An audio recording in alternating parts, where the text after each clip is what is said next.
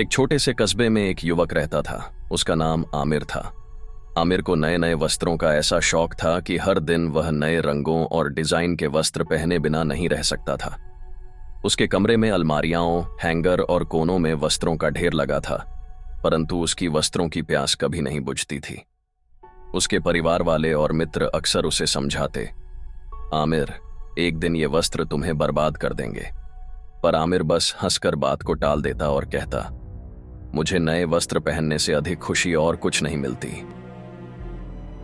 एक दिन आमिर को कस्बे के पुराने और सुनसान इलाके में एक नई कपड़ों की दुकान के बारे में पता चला। दुकान का नाम था छाया। यह दुकान बाकी दुकानों से कुछ अलग सी लग रही थी। पुरानी पीली पड़ी दीवारें, पुतले जो अजीब ढंग से खड़े थे और भीतर घना अंधेरा छाया था। आमिर को हल्का सा भय तो लगा, पर नए वस्त्रों की चाह ने उसके डर को पीछे कर दिया।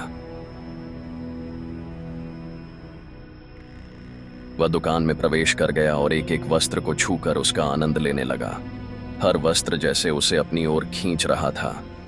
कुछ देर बाद दुकान का मालिक उसके सामने आया। वह एक अजीब और बूढ़ा व्यक्ति था, जिसकी आंखों में एक विचित्र चमक थी। उसने आमिर से कहा, ये वस्त्र तुम्हारे लिए ही हैं। ये तुम्हें एक अलग पहचान देंगे जो तुमने कभी सोची भी नहीं होगी। आमिर बिना सोचे नए कपड़े चुनने लगा और एक कपड़ा पहनने लगा। जैसे ही उसने वस्त्र को अपने शरीर पर महसूस किया, उसके शरीर में एक ठंडक सी उतर गई। धीरे धीरे उसके हृदय की धड़कनें धीमी पड़ने लगीं और उसके हाथ पैर सुन्न होने लगे। उसके भीतर कुछ अलौकिक घटित हो रहा था, जैसे उसका पूरा शरीर उस दुकान में विलीन हो रहा हो। दुकान का मालिक उसके सामने खड़ा था और एक भयावह हंसी हंसते हुए बोला, तुम्हें पता है, यह दुकान उन लोगों की है जो वस्त्रों के लिए अपनी जान तक दे सकते हैं। उस रात आमिर कभी वापस नहीं लौटा। उसका शरीर उसी दुकान में गिरा पड़ा था, पर उसकी आत्मा वहीं पुतलों के साथ अटक गई थी। अब आमिर एक भटकता हुआ साया बन गया था, जो हर रात नए वस्त्र पहनता और पुतलों के बीच घूमता रहता।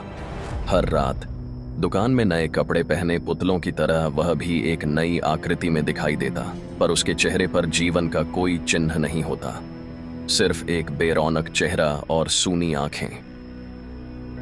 कस्बे में कहानी फैल चुकी थी कि यदि रात में कोई उस दुकान के पास से गुजरता है तो पुतलों की आंखों में एक अजीब सी चमक और विचित्र हंसी दिखाई देती है।